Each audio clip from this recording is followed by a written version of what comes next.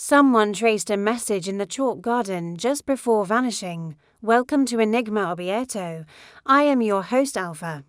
Let me know where you're joining us from. Your comments always spark great conversations. It's Honored to have you here. Let's begin. Someone sketched a spiral in the chalk and died before finishing the line. Welcome to Enigma Obieto. I am your host, Luis. Tell me, where in the world are you joining us from today? I always look forward to reading your comments. Let's begin. The chalk garden at Fanler House had long been the pride of Mrs. Isobel Marchmont, a retired opera singer whose taste in horticulture was as theatrical as her sense of dress. Set in the rolling hills near Much Dithering, the grand yet weather-worn estate had become something of a local curiosity, not least because Mrs. Marchmont insisted on hosting a seasonal garden sketchy at summer, during which villagers were invited to stroll the lawns and draw the patterns etched in the chalk-lined hedgerows. On this particular Thursday in July, the air shimmered with heat. The guests, mostly women in linen skirts, clergymen's wives, and a few bored husbands dragged along under protest, had spread out across the property with paper and charcoal pencils.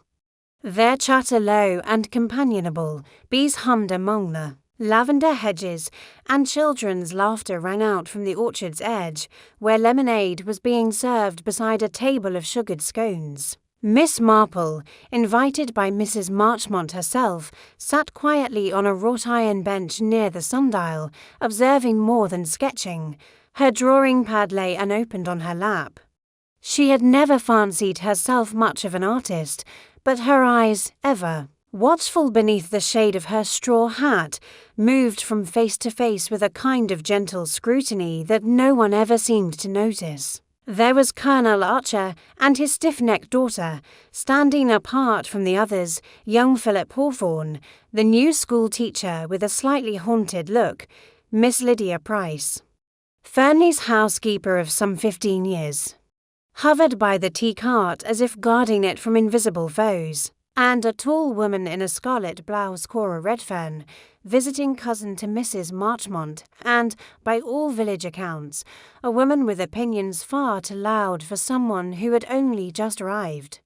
You'll find, Miss Marple once told her nephew Raymond, that in any garden party, the interesting things are rarely said aloud. At precisely 3:30, as the sun reached its high peak and shadows sharpened on the lawn, a scream broke through the warm stillness. It came from the chalk garden's far end, near the obelisk of rose beds, and it was unmistakably from Lydia Price. Her voice, usually so composed, tore through the air like a violin string snapping mid-performance. People rushed, abandoning sketch pads and refreshments. Miss Marple did not rush. She folded her hands, stood, and walked at a careful pace, following the general movement toward the commotion. Lydia was standing stiffly beside one of the hedged alcoves, her hand pressed to her mouth, eyes fixed on something at her feet. Several others, Mrs. Marchmont, Colonel Archer, and young Philip, had already gathered, forming a semicircle around the scene. Miss Marple quietly pushed her way through, and there, half covered in pale pink chalk dust, lay the body of Cora Redfern. She was sprawled across the path like a marionette whose strings had snapped, a charcoal sketch crumpled in one lifeless hand. Her head had struck the edge of a decorative stone planter, now streaked with a line of dark red. Silence fell, broken only by the rustling of leaves and the occasional stunned whisper. Mrs. Marchmont, whose theatricality extended even to shock, swayed and had to be supported by the vicar's wife. Lydia murmured. She said she wanted to sketch alone.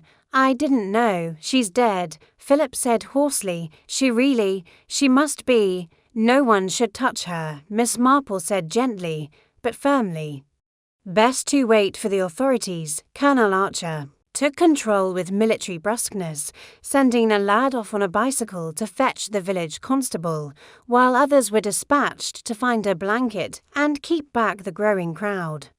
But Miss Marple's gaze remained on the scene, the awkward, Position of the body, the lack of obvious blood spatter, the unnatural angle of the wrist holding the paper. And there, beside Cora's other hand, something very faint drawn into the chalk dust, an odd, wavering mark that might once have been a symbol, or perhaps a letter. She tilted her head slightly. It could have been accidental, but then again, it might not, as the villagers speculated around her accident, perhaps a fainting spell, or even a terrible stroke. Miss Marple lowered her eyes, noting every detail. From the fresh smudge on the planter edge to the curious absence of Lydia Price's usual apron, a murder at a garden sketch party. How very theatrical, and yet Miss Marple felt in her bones that this was not sudden madness, nor accident. It was something much colder, planned, and quite possibly drawn long before the chalk had ever touched the ground. It was past 6 o'clock when the police finally removed the body from the chalk garden. The once sunny afternoon had dulled into a heavy, grey stillness, as though the air itself had grown weary from the shock. The scent of roses, usually so sweet in the Fernley gardens, now mingled uneasily with the faint trace of blood and chalk dust. Constable Simmons, young, red-faced, and determined not to fumble in front of so many prominent villagers, had done his best to keep things orderly.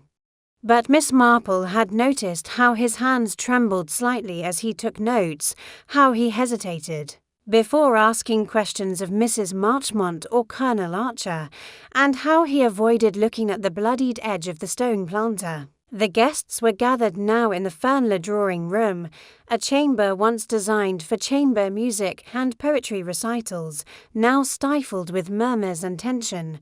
Mrs. Marchmont, draped in a shawl more for drama than warmth, reclined on a settee, with a sherry glass in hand. Her cousin Cora's death had shocked her, but it had not quite subdued her flair for pronouncement. To think, she said, her voice theatrical even in mourning, that poor Cora would meet her end in my garden, and after all that fuss about sketching the labyrinth pattern, she insisted on it, you know. Said it reminded her of something from her youth. What could that have meant?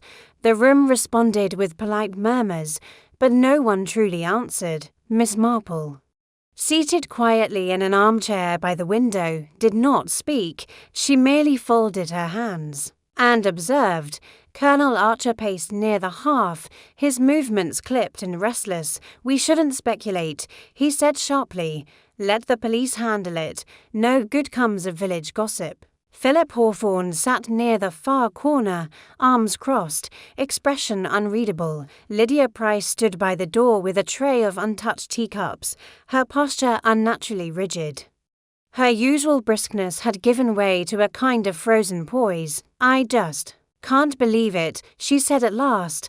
Miss Redfern wasn't unkind exactly, but she did have a way of putting people on edge, always questioning things.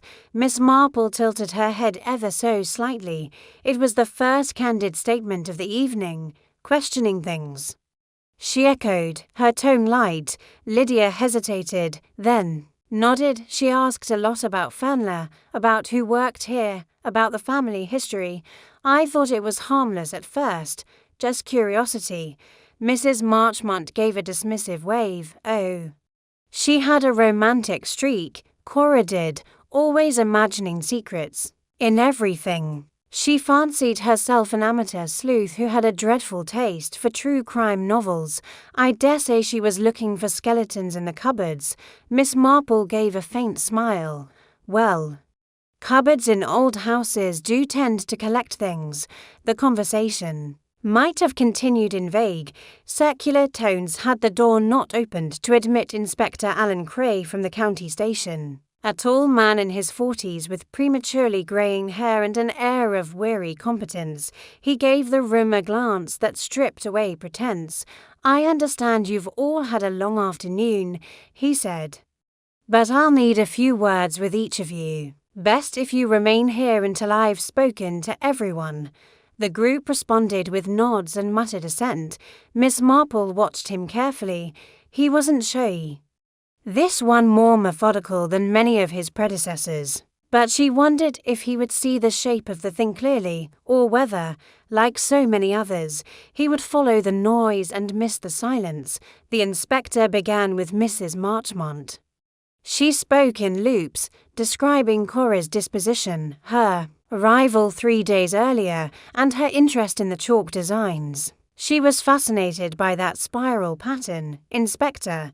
Said it looked like something she'd seen as a child in a schoolroom.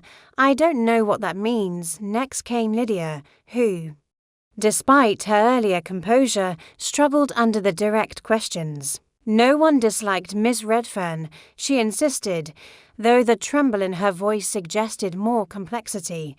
But she pried, about the staff, about old Mr. Marchmont's will.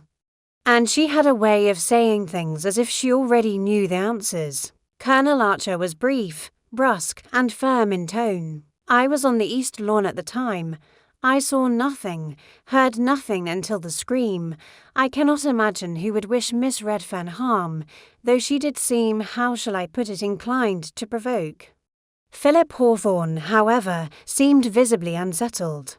When questioned, he hesitated before answering.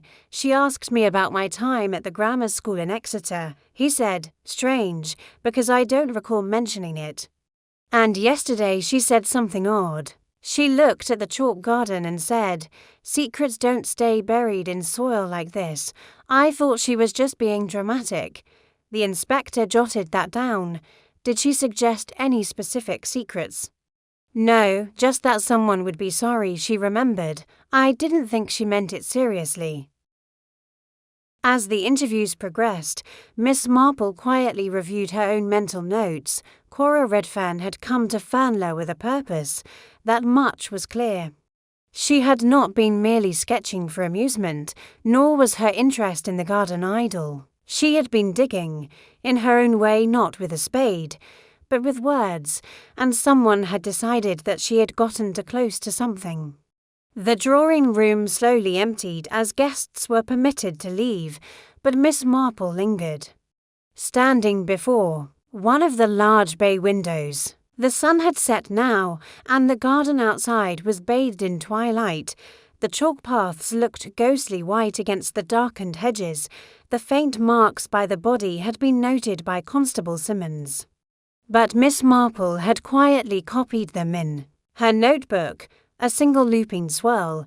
At first glance, it's meaningless, but if one were to consider that it might be a letter or part of one, the possibilities multiplied. And then there was Lydia Price's missing apron. She had been without it when the body was discovered. By the time the police had arrived, she wore a fresh one. Curious, Miss Marple turned to find Inspector Cray approaching. I believe you were among the first to reach the scene, Miss Marple.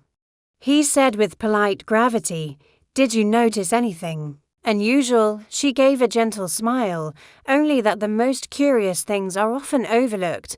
A smudge here, a crease there. And of course, the way people look not at the scene, but at each other. He regarded her for a moment. If you recall anything else, I'd appreciate your insight. Oh.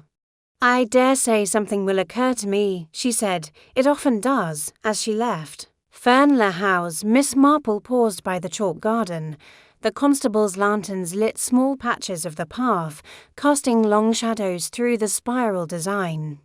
Secrets don't stay buried in soil like this, Cora had said, but secrets, Miss Marple knew, had a way of whispering, even in chalk. The morning after the murder dawned cool and overcast, as if the sky itself was unsure how to behave in the wake of such an event, in the village of Much Dithering.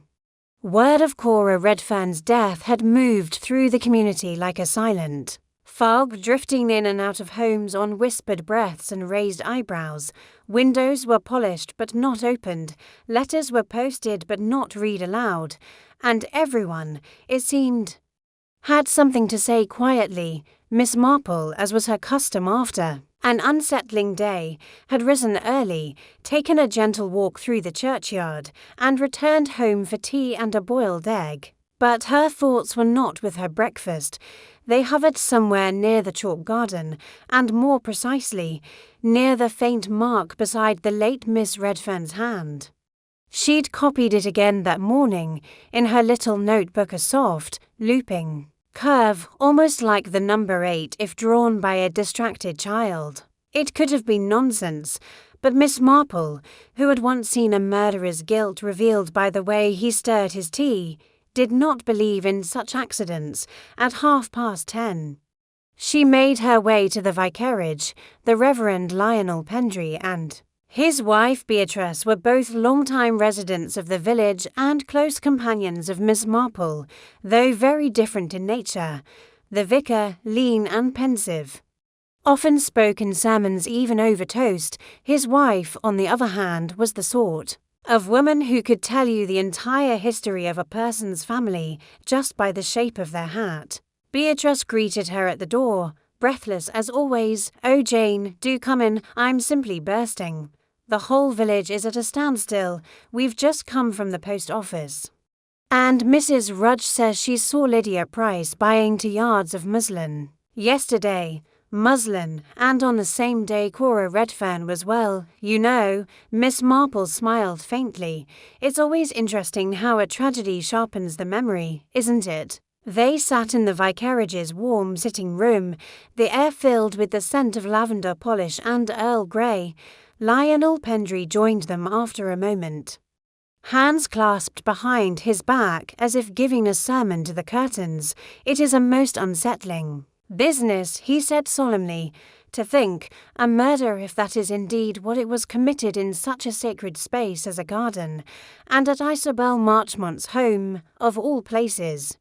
She'll never recover from the scandal." "I suspect she'll recover better than most," Miss Marple replied.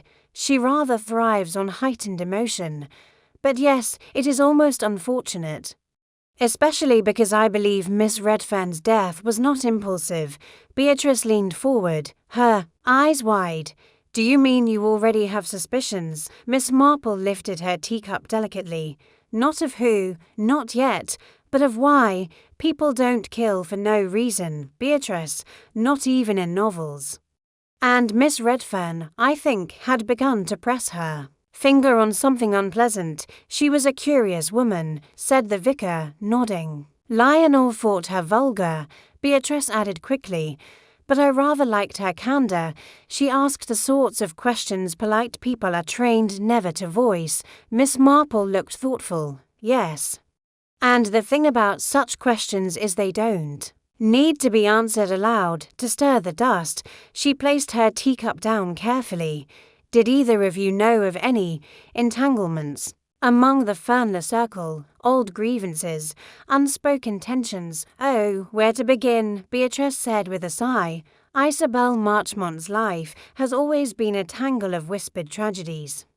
Her late husband, bless him, left the house in a shambles. Financially, rumour had it there was an earlier will, but nothing ever came of that. Then there's Lydia Price, ever so loyal, but rather too close to the family for just a housekeeper. Some say she was once involved with the younger Mr. Marchmont's affairs. And of course, Colonel Archer's daughter is perpetually sour about something." Miss Marple's eyes brightened slightly. "Colonel Archer's daughter, Miss Felicity Archer." "I didn't see her at the gathering." "No," said Beatrice, "she rarely attends public events. She's quite reclusive these days. Since her brother died in the war, she's been different, quieter, bitter, some say." The name tugged at something in Miss Marple's memory. A death during the war, a rumoured quarrel, a missing piece in a family puzzle. Was she close to Cora Redfern at any point? "Not that I know of. Though Felicity and Cora were about the same age, perhaps they knew each other as girls." Miss Marple considered this in silence. "Jane," said the vicar suddenly, "do you believe the killer is one of them, one of our own?" She didn't answer immediately. The clock on the mantel ticked softly behind them, and a bird called out from the rosebush outside. "I believe," she said at last, "that when someone dies under suspicious circumstances, we must consider all those who had something to lose or to hide. The vicar and his wife exchanged a glance, but neither spoke. A few hours later, Miss Marple took a walk through the village square, greeting neighbours and lingering at the grocer's for a small bag of apples. Everyone wanted to speak of Cora's death. But no one wanted to speak of her life. She was just passing through, said one woman near the bakery. She didn't belong here, muttered another.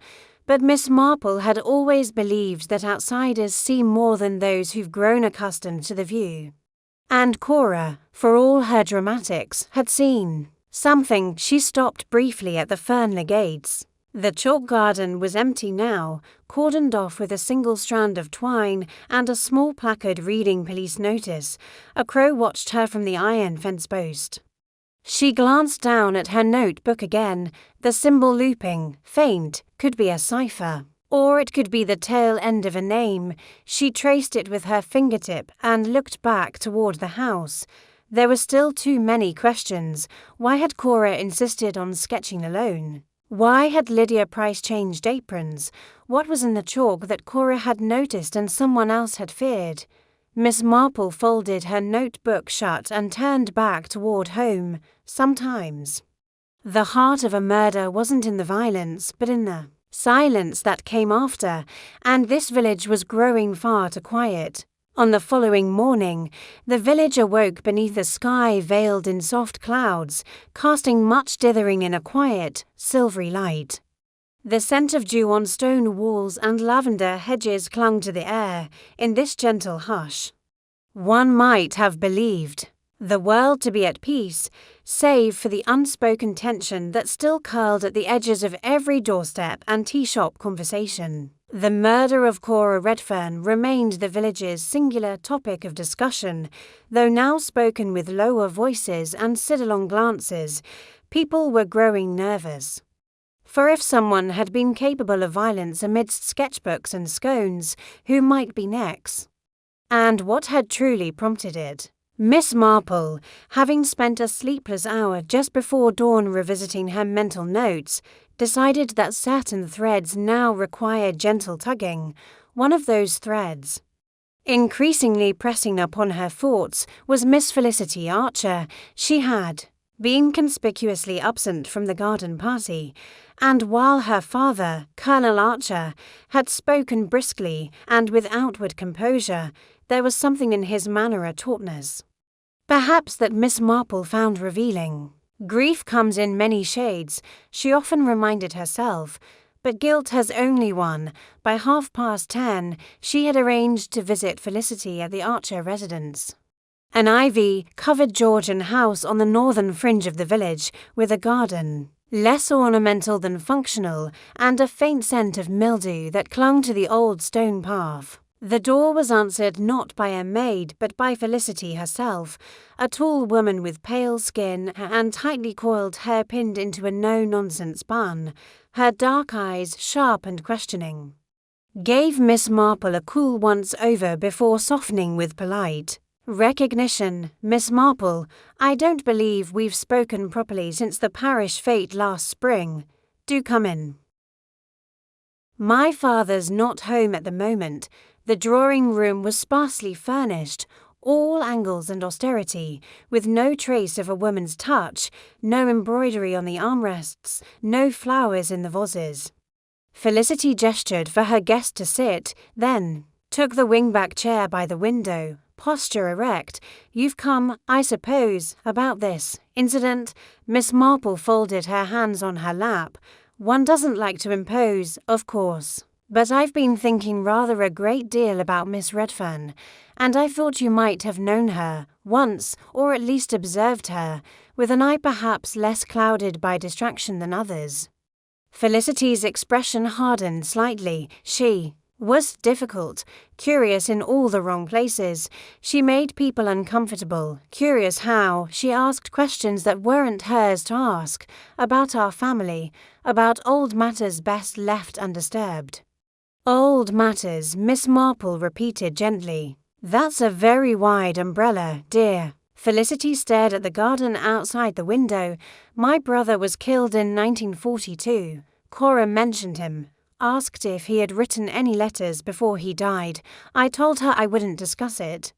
Miss Marple waited. When no more was offered, she added, "Do you think she believed his death was unusual? She believed everything was unusual," Felicity replied bitterly. "She lived in stories. I don't know what she was hoping to find, perhaps some old scandal. But it was cruel to bring him up." Miss Marple regarded her quietly. "Grief," she said, "often hides behind irritation." Felicity's jaw tensed. "Perhaps." There was a long pause. "And the garden party," Miss Marple said at last.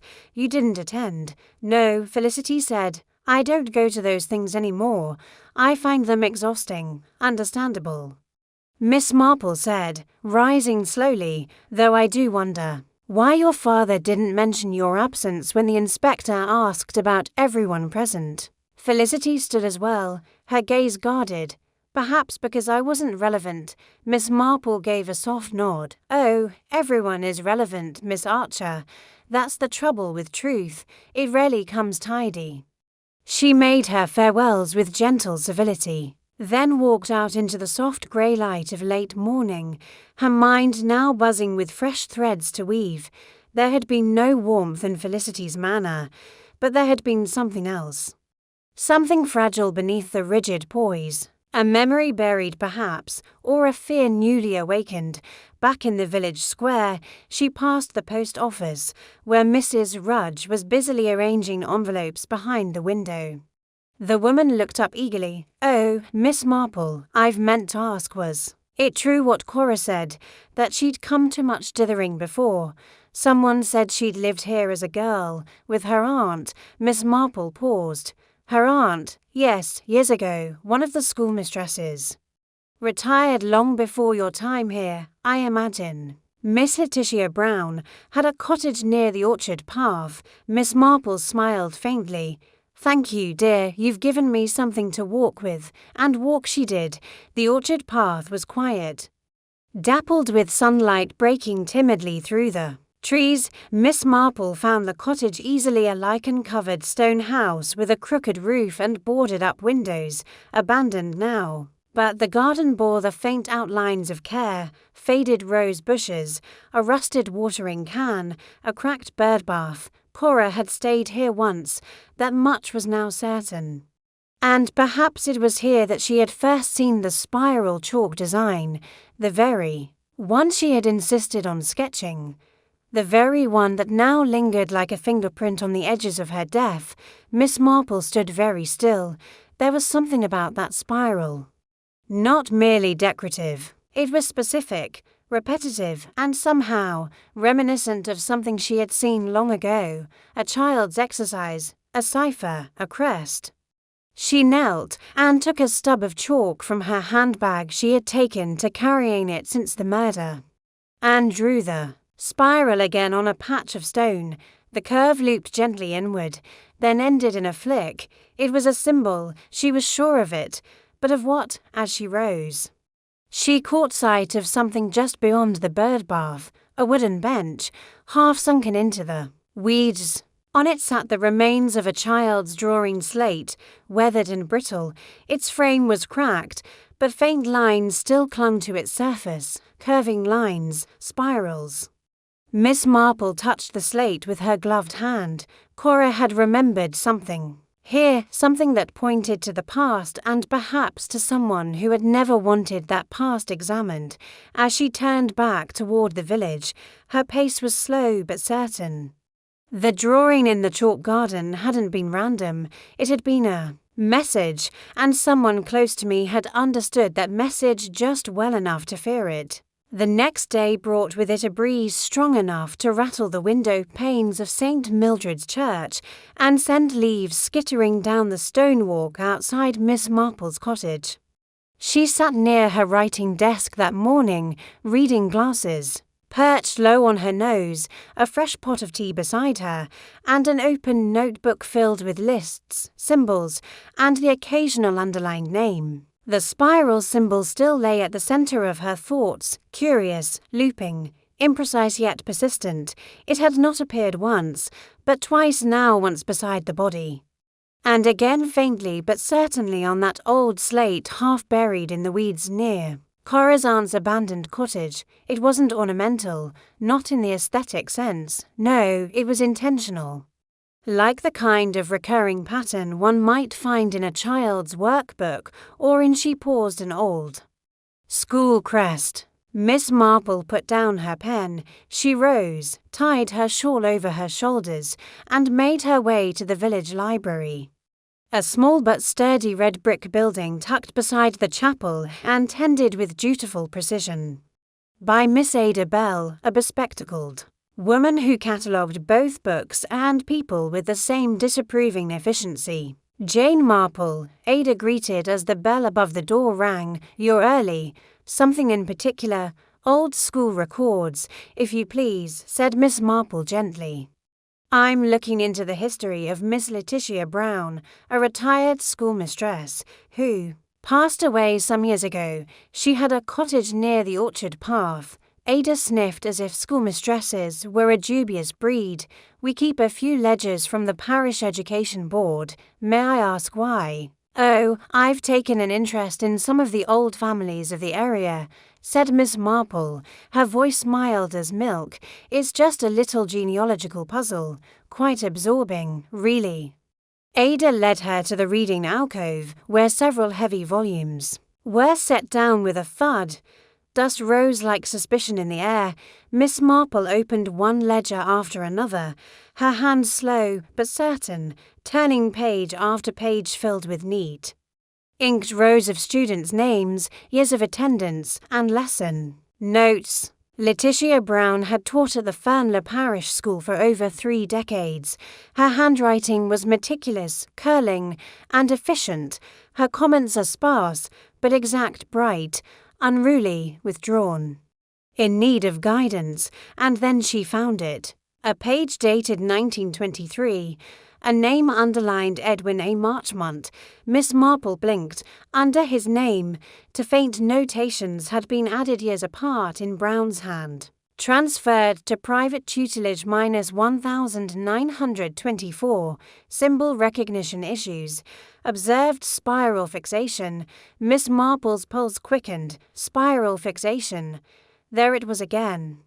What sort of child had Edwin Marchmont been? She checked the birth dates. Edwin would have been 9 in 1923. She flipped forward a few pages and found another familiar name, Felicity Archer, listed 2 years later, in 1925. No notes by her name. Merely composed, strong reader. She sat back for a moment and glanced out the window. A boy with an odd fascination with spirals, transferred abruptly from the parish school to private tutors. And a chalk spiral found beside the body of the woman, who may have known him in childhood. But Edwin Marchmont had died long ago, or had he? That was the trouble with some village histories, she mused. Dates faded, names confused, and gossip took the place of record. She had long believed that Edwin Marchmont had drowned while abroad, something to do with a boating accident.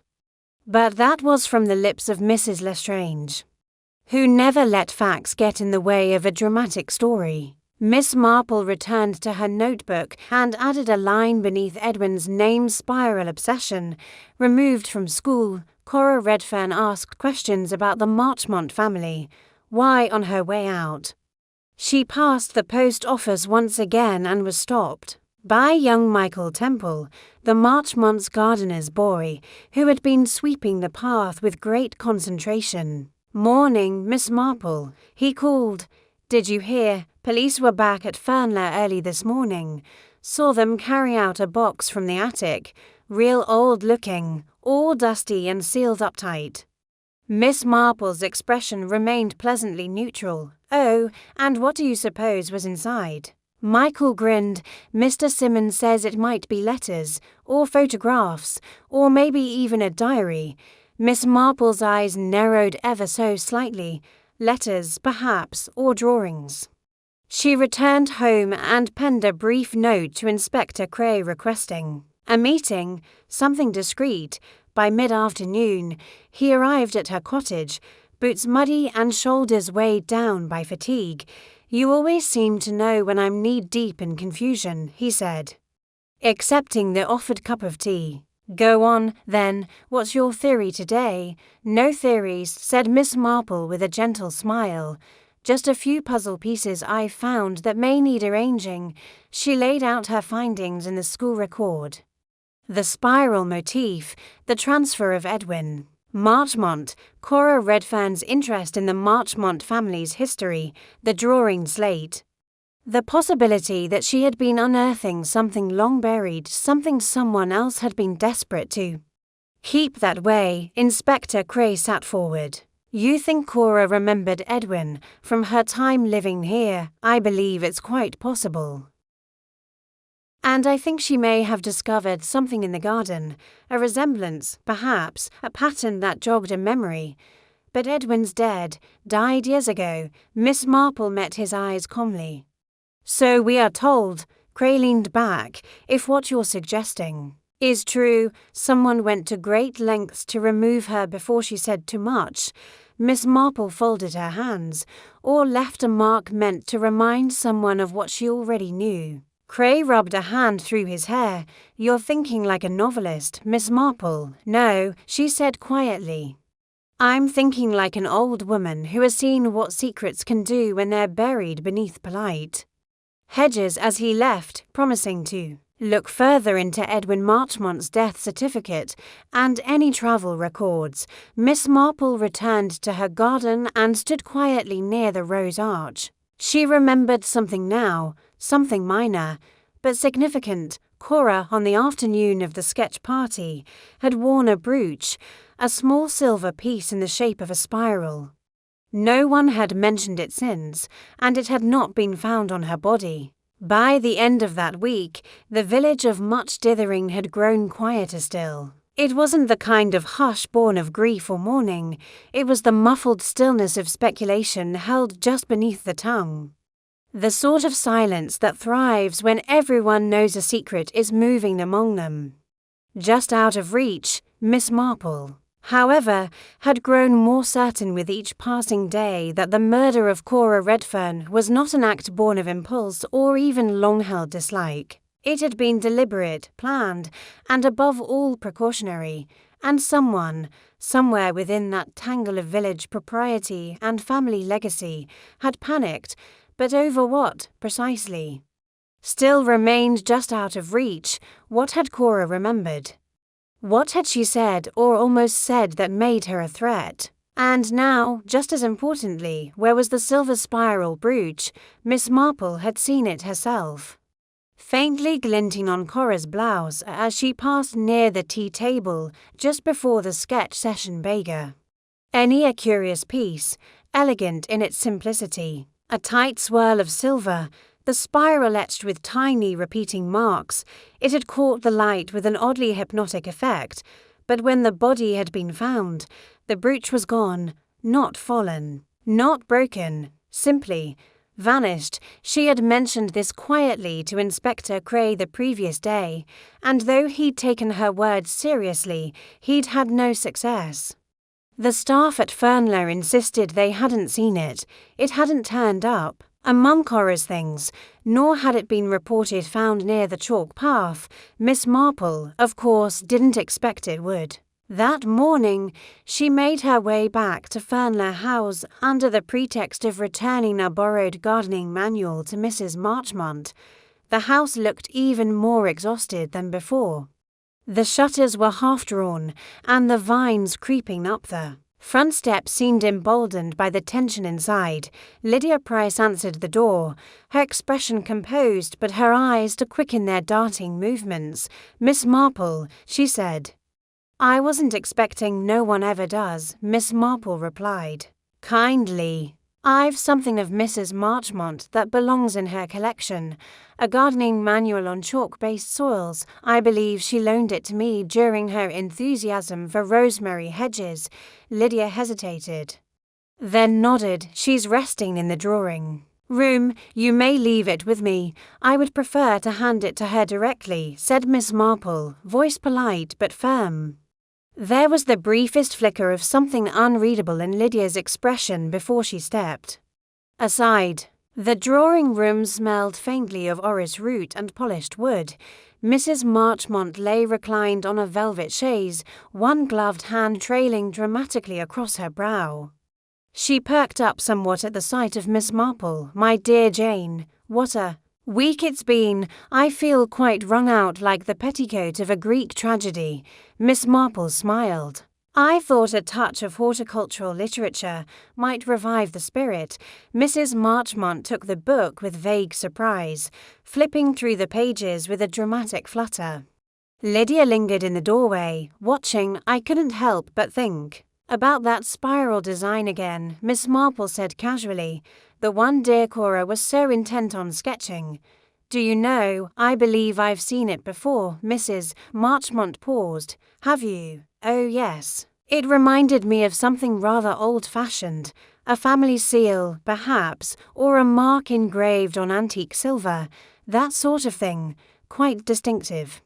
The silence that followed was subtle but telling. Miss Marple's eyes, though trained on Mrs. Marchmont, observed Lydia instead.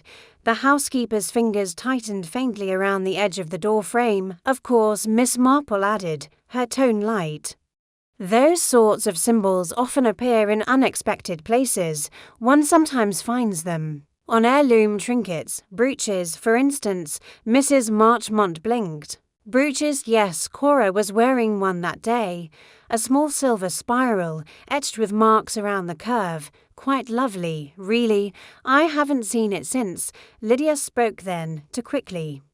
"Perhaps it was stolen, perhaps," Miss Marple said, "but it wasn't on her person, and it hasn't turned up in any of her effects. Curious, isn't it?" She let her words hang in the air like perfume. Mrs. Marchmont stirred uncomfortably. "Do you suppose it meant something?" "Oh, almost certainly," said Miss Marple softly. "Cora had an eye for meaning, and someone, I suspect, was very keen to make sure that meaning stayed hidden." As she made her departure, she turned at the door and looked Lydia squarely in the eyes. "If you should happen to find the brooch," she said, "I do hope you'll turn it over to Inspector Cray. Things left hidden tend to fester." She didn't wait for an answer. Outside, the breeze had picked up again, and the garden swayed with a nervous rustle. Miss Marple took the long way home, her mind drawing new threads together. Lydia had flinched. Not obviously, not foolishly, but flinched nonetheless. She had noticed something else. To Lydia's apron pocket had bulged oddly beneath the linen, too small for a notebook, too firm for a handkerchief. That evening, as she stirred a slow pot of soup, Miss Marple sat down to revisit the timeline. Cora had arrived 3 days before the murder. She had spent time in the garden, sketching the spiral design on multiple occasions. She had asked about Edwin Marchmont, about the old schoolhouse. And perhaps, just perhaps, about Lydia. Was it possible that Cora had connected Lydia to something older? Something she wasn't meant to know. Miss Marple returned to the school records that evening, flipping through her notes until she found what she was looking for. Letitia Brown had noted something else beside Edwin Marchmont's name: his sessions with a private tutor arranged through the housekeeper's recommendation. That housekeeper had not been named, but Miss Marple was beginning to suspect who it had been. What if Lydia Price had once known Edwin not as a servant, but as something more, a protector? A witness, a keeper of secrets. The chalk garden had been planted in layers, just like the truth, and as she closed her notebook for the night, Miss Marple knew the spiral was tightening. One more turn, and the centre might finally be revealed. The morning arrived wrapped in a thin mist, as though the village had drawn a veil over itself. Chimney smoke rose straight into the sky without dispersing, and the hedgerows glistened with dew that clung like secrets to long unsaid. Miss Marple stood by her window, watching the outline of Fernley House in the distance, half shrouded in fog. Something had shifted. It was not only the mystery of the missing brooch, or Lydia's sudden discomfort, but a strange, subtle tension in the air, as if someone had begun to suspect they were being watched. She had always believed that truth lived in quiet corners, not shouted in public or dragged from confessions, but whispered behind curtains or folded into old paper, and this morning. It was time to examine one of those corners more closely. Shortly after 11, Miss Marple called on Inspector Cray at the temporary station set up in the back room of the village hall. He was hunched over a desk, poring over old legal documents and notes from the Marchmont estate, sleeves rolled and eyes lined with fatigue. "I see your day is already well filled," she said as she entered. Cray looked up, then allowed himself a brief smile. "Miss Marple, if you've come to give me more cryptic breadcrumbs, I may just abandon protocol and deputize you." She sat in the wooden chair opposite his desk, her handbag folded neatly in her lap. "Only one breadcrumb this morning," she said. "Tell me, Inspector, what do you know of Fernley's original cellar? Was it ever sealed or rebuilt?" Cray raised an eyebrow. "You mean the foundation level?" "Yes, I recall from my youth, and from a certain scandal involving misplaced tax records, that Fernley House once had an underfloor storage room used during wartime for canning and wine. But when I asked Mrs. Marchmont about it last year, she told me it had been closed off during renovations." Cray leaned back in his chair. "I can look at the plans. Why do you ask?" "Because Cora Redfern may have been sketching more than a spiral," Miss Marple said softly. "She may have been mapping something remembered, and spirals are often symbolic in architecture. They mark centres, chambers, turns." Cray stared at her for a long moment. "You think there's something hidden under Fernley? I think there may be something buried that was never meant to come to light, something Cora stumbled upon or remembered, something that made her a danger." Cray stood. "You're remarkable," he said. "I'll have the house re-examined." That same afternoon, a small inspection team accompanied the inspector back to Fernley. Miss Marple arrived just after them, not formally invited, but as everyone knew, Miss Marple never arrived where she wasn't meant to be. Mrs. Marchmont watched from the drawing room, eyes wide and filled with a sort of operatic dread. Lydia Price hovered in the hallway, arms folded tightly across her chest. Beneath the pantry floor, Miss Marple suggested, there was once a trapdoor. Though it may have been covered when the tiles were redone, it took some searching, but at last, under the older kitchen boards, a rusted iron ring was discovered. With some effort, the panel lifted, revealing a flight of narrow stone steps disappearing into darkness. Cray descended first with a lantern, then called up, "It's still intact, shelves, crates." And he paused. "A trunk." Miss Marple followed. With careful steps, guided by a second torch, the cellar was cool, smelling of damp stone and old wood. Dust clung to every surface. The trunk sat in the corner, its latch broken, its surface marked with faint initials. Cray opened it. Inside were bundles of paper, old drawings, letters, and several black and white photographs. The light flickered as he spread them out on a nearby crate. There, in multiple sketches, appeared the spiral pattern again and again, drawn obsessively, sometimes over entire pages. One photograph showed a boy, perhaps 10 or 11, staring directly at the camera, his eyes wide and blank. The back read Edwin, 1924. Miss Marple gently unfolded one brittle letter, dated decades ago. "To Mother, he keeps drawing the spiral. It's like he can't stop. The tutor says he's intelligent but lost in his head. I worry about what it means. He talks to shadows. I'm afraid to let Felicity near him any more." Inspector Cray exhaled. So Edwin Marchmont was unwell, or brilliant, or both, Miss Marple murmured. Perhaps something frightened him, or perhaps someone used him. She pointed to a final item at the bottom of the trunk, a velvet pouch. Cray opened it, and inside lay a silver brooch, the spiral, just as Miss Marple had remembered, but there was something else. On the reverse, engraved in tiny lettering free, always, L. Miss Marple nodded. It belonged to Lydia, she said. Cray stared at her. Then why was Cora wearing it? Miss Marple's voice was quiet, because she had just taken it back. They stood in silence. Cora hadn't stumbled into the spiral's meaning by chance. She'd known it. She had worn the brooch not as a decoration, but as a challenge.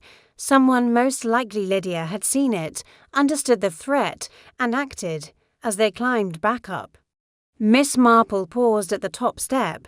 Edwin Marchmont was never truly buried, she said, only tucked away, in my mind, in memories. And in places like this, back upstairs, Lydia was gone. Her apron still hung on the hook in the scullery, but no one had seen her slip away. Cray swore under his breath and ordered the constable at the gate to watch for her. Miss Marple remained calm. She walked slowly to the back of the house and stood near the chalk garden, now silent and overgrown with neglect. She traced her finger once more along the spiral carved into her memory. The centre was nearly exposed now, and someone, cornered by memory and fear, was about to make their final move. The search for Lydia Price began quietly but with urgency. Inspector Cray, now fully convinced of her involvement, issued a discreet order for her detainment, not for public arrest, not yet, but to prevent her from disappearing entirely. He understood the delicate balance of village suspicion and truth. A public accusation could disrupt everything before it was ready to be resolved, but Miss Marple suspected Lydia had not run far. People rarely did, she thought, not when their lives were woven into the soil they lived on.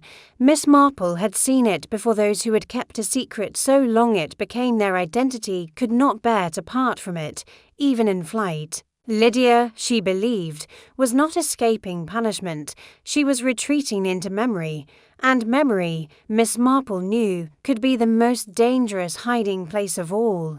That evening, she visited the one person she had not yet spoken with directly, Felicity Archer. The Archer house was dimly lit, the curtains drawn tight despite the soft golden light of late afternoon. Miss Marple was ushered into the same chilly drawing room where she'd first encountered Felicity days earlier. The room still smells faintly of lavender polish and cold fireplace ash. Felicity entered a moment later, looking thinner than before, her dark skirt trailing just slightly too long at the hem. "I wasn't expecting you, Miss Marple. I've never believed surprises are entirely accidental," Miss Marple replied. "May I sit?" Felicity nodded and lowered herself onto the stiff-backed chair opposite. Miss Marple studied her gently for a long moment. "You and Lydia Price. How long have you known her?" Felicity hesitated. "She's worked for the Marchmont family for years, since before the war." "Why do you ask?" "Because I believe your histories intersect far earlier than that," Miss Marple said calmly. "Back when you were children, around the time Edwin was sent away from school. Do you remember Miss Letitia Brown?" Felicity's face went still. Her eyes, always cautious, narrowed. "Of course I do. She was my school teacher. She taught most of us back then." Miss Brown kept careful records, and she noted a few things that have recently come to light about Edwin Marchmont, about his behavior, his drawings, his isolation. Felicity said nothing. Miss Marple leaned forward slightly. Cora Redfern remembered it too. She must have seen Edwin during her brief stay with Miss Brown. Perhaps even played with him in the chalk garden. That would explain why she was so interested in the spiral patterns. It was a memory triggered, and she came back to explore it.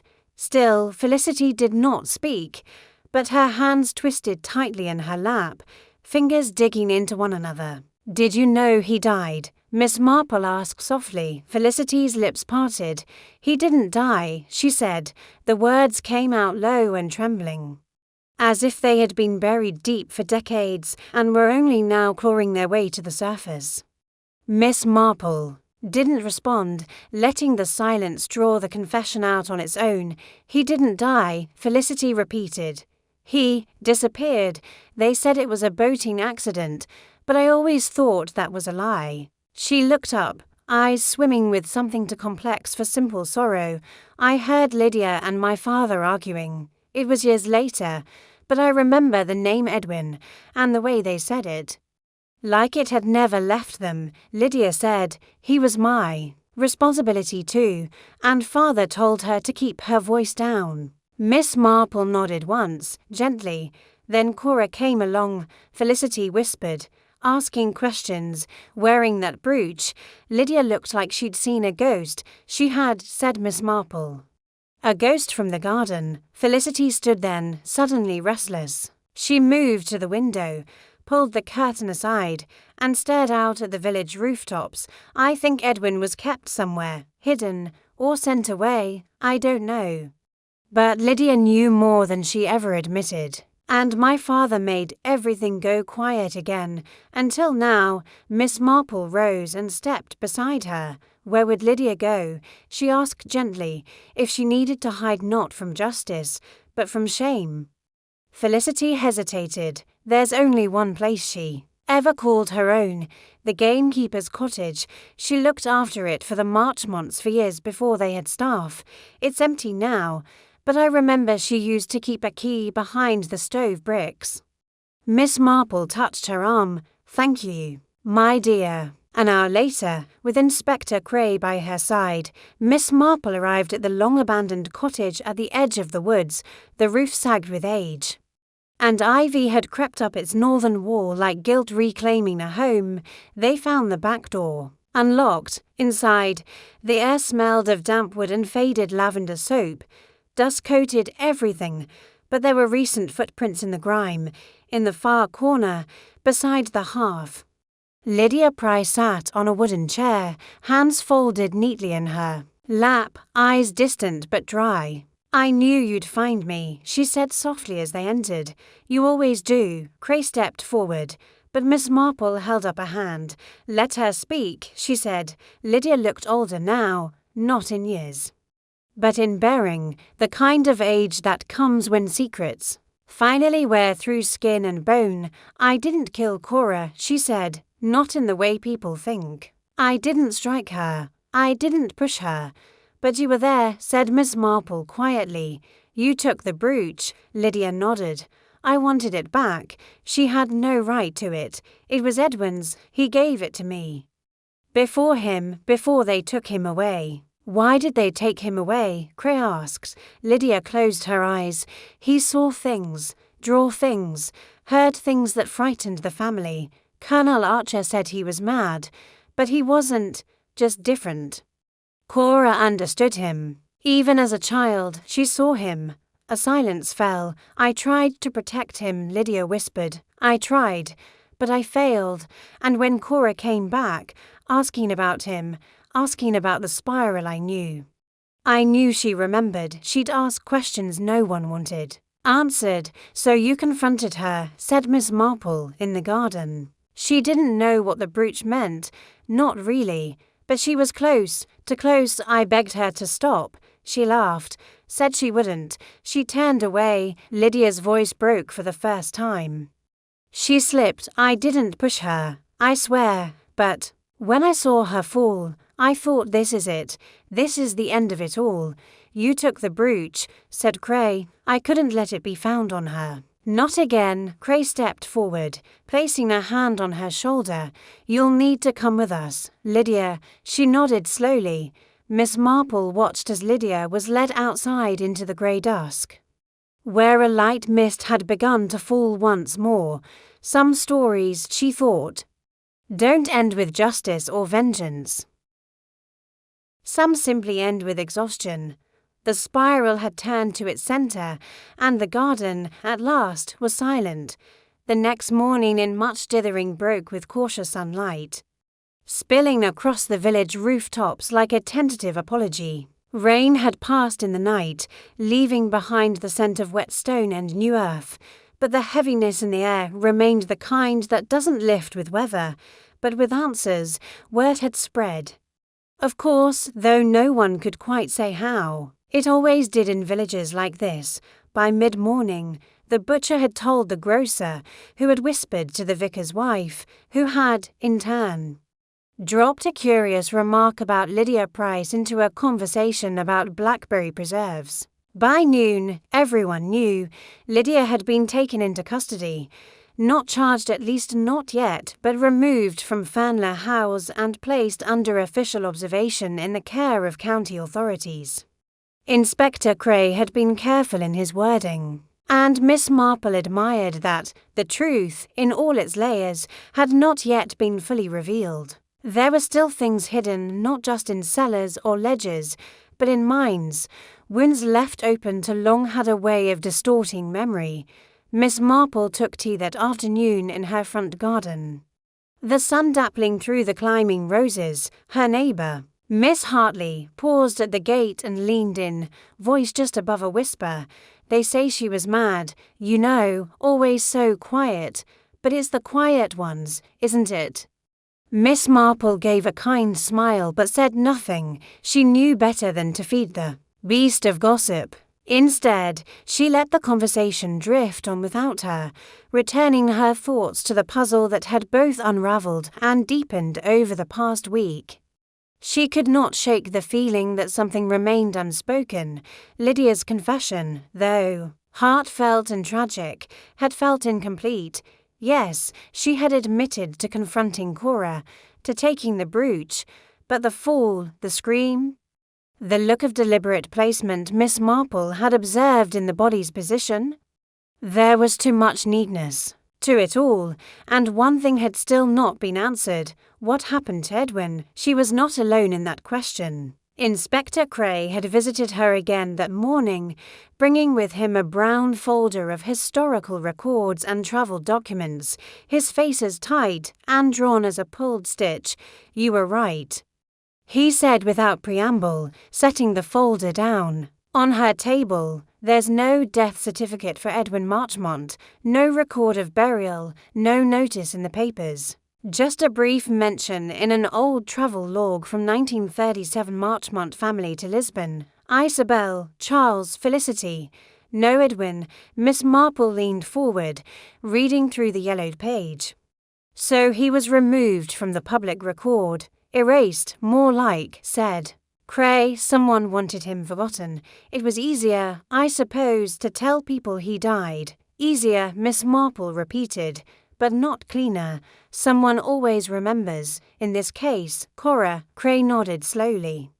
We may never find where he went, he said. He'd be what, over 100 now, if alive. But it feels like he's still here, a shadow in the house, in the garden. Miss Marple tapped the side of her teacup. Perhaps not in body, but in consequence, that afternoon. She returned to Fernley House once more. It was quiet now, subdued, in a way that only large country homes can be, like a stage after the curtain has fallen. Mrs. Marchmont received her with surprising calm, reclining on her usual chaise, though her eyes were darker, the skin beneath them bruised with fatigue. Jane, she said, I wondered when you'd come. I thought we might talk, Miss Marple said gently, about Edwin. The old woman closed her eyes, and for a moment Miss Marple thought she had drifted off, but then she spoke, voice hoarse. He was never meant to be born. That's what Charles said. He wasn't normal, Jane, not in the way boys were supposed to be. He saw things that weren't there, drew spirals on every wall, every surface, even the cat. Once, Miss Marple said nothing, only waited. We brought in tutors, doctors. Charles was furious, said it would ruin the family name. When Edwin started wandering at night, saying the garden was speaking to him, I knew something had to be done. So we sent him away. To where? A home, she said faintly, a private place, paid in cash. No records. We were told he'd be cared for, and we never spoke of it again when people asked. We said he'd drowned. Charles insisted it was cleaner that way. Miss Marple exhaled softly, and Lydia, she was fond of him, always had been. She visited for a while, until she was told not to. I think it broke her. And Cora? Miss Marple asked. Mrs. Marchmont opened her eyes. She saw him once, as a child, in the garden. I'd forgotten until she came back and asked about it. I thought she wouldn't remember. She did. She always remembered everything." The old woman whispered. Miss Marple reached forward and placed her hand gently over Mrs. Marchmont. "You could have stopped it all with the truth," she said, "but you chose silence." "Silence," Mrs. Marchmont murmured, "was the only thing we had left." That evening, as dusk stretched long over the village and the church bells chimed 7, Miss Marple sat again in her garden, reflecting. Edwin Marchmont had not returned. But his absence had shaped every stone of the house that once denied him. Lydia, in her grief and guilt, had protected a secret for decades. Cora, curious and unyielding, had uncovered it and paid with her life. But it had never truly been about the spiral. That was only the shape of the truth, winding, repetitive, always leading inward. Miss Marple looked down at the spiral she had drawn once again in her notebook. One more turn remained. She could feel it. A confrontation still to come, a truth still to surface, and someone yet unnamed who had not spoken at all. The sky over Much Dithering was the colour of bleached parchment the following morning. A slow wind rustled through the hedgerows, whispering its way along garden paths and under gate posts, as if the village itself were waiting for something to settle. Miss Marple had spent the night in thought, her knitting basket untouched for the first time in weeks. A faint unease had gnawed at her. The feeling that one thread in the tapestry still refused to lie flat. Lydia's confession had brought the heart of the mystery into view, but not its edges. There remained something unfinished, a name never spoken, a silence to deliberate, and silence, in Miss Marple's long experience, was rarely innocent. By mid-morning, she walked once more to the vicarage, where Beatrice Pendry greeted her with a flushed face and a tray already prepared with lemon biscuits and lapsang socong. "Jane, you look positively sharpened this morning," Beatrice said as they settled into the parlour. "Has something occurred?" "Not quite yet," Miss Marple said, "but I believe it's about 2. The Reverend Pendry entered just as she spoke, carrying the latest paper from the county. The headline was "Modest Murder in Chalk Garden Believed Solved Local Housekeeper in Custody," but the article beneath it was riddled with conjecture and half-formed truths. The public, it seemed, had accepted the narrative Cora had remembered too much. Lydia had panicked, and a fatal confrontation had occurred. But Miss Marple was not satisfied. She confessed. "Jane," said Beatrice gently, "what more is there to discover?" Miss Marple sipped her tea, her tone light. "Sometimes the confession is only the shadow of the truth, Beatrice. The real shape remains unseen. After tea." She walked alone through the village once more. She stopped by the grocer's, waved at young Michael by the post box, and passed the silent chalk garden at Fernler without pausing. She was not yet ready to confront what lay there. Instead, she made her way up the narrow hill path to the Archer residence. Colonel Archer received her with his usual stiff courtesy, though his eyes seemed more sunken than before, and a slight tremor betrayed his hand as he set down the whiskey glass he had clearly poured earlier than custom allowed. "Miss Marple," he said, "I must admit I didn't expect you. Is this a social visit, or—" "Not quite," she replied, "though I dare say it may be friendlier than what follows." He said nothing. She sat across from him and placed a small folded paper on the table between them. It was a copy of the letter found in the cellar trunk, the one signed by L. "You knew Edwin wasn't dead," Miss Marple said calmly. "You helped orchestrate his removal." Colonel Archer looked away, jaw tight. "I did what was necessary." "The boy was unstable, dangerous. Was he," she asked gently, "or just inconvenient?" The silence that followed was brittle. "You could have spoken up when Cora returned. You could have helped clarify what happened. But instead, you chose to protect your name, your standing, just as you did back then." "She would have ruined everything," he muttered, "dragged up a past that's better left buried." Miss Marple leaned forward, voice very quiet. Lydia didn't kill Cora. That made him look up. She was present, she panicked, but she didn't push the position of the body. The angle of the fall was too carefully arranged. A woman caught in grief might conceal a brooch, but she wouldn't tidy a corpse. The Colonel paled. And there's something else. The old war trunk in the attic had only been disturbed recently. Inspector Cray believes it was opened the night before Cora's death. There were fingerprints on the velvet pouch, but not just Lydia's. You're accusing me. His voice rose, thin with age and anger. No, she said, I'm suggesting you were present. I'm suggesting that you overheard Cora's confrontation with Lydia in the chalk garden. And I'm suggesting that when Lydia walked away distressed, uncertain, you stayed behind and spoke to Cora yourself. She watched him closely. Perhaps you asked what she knew. Perhaps she said too much. Perhaps she said she intended to go to the police.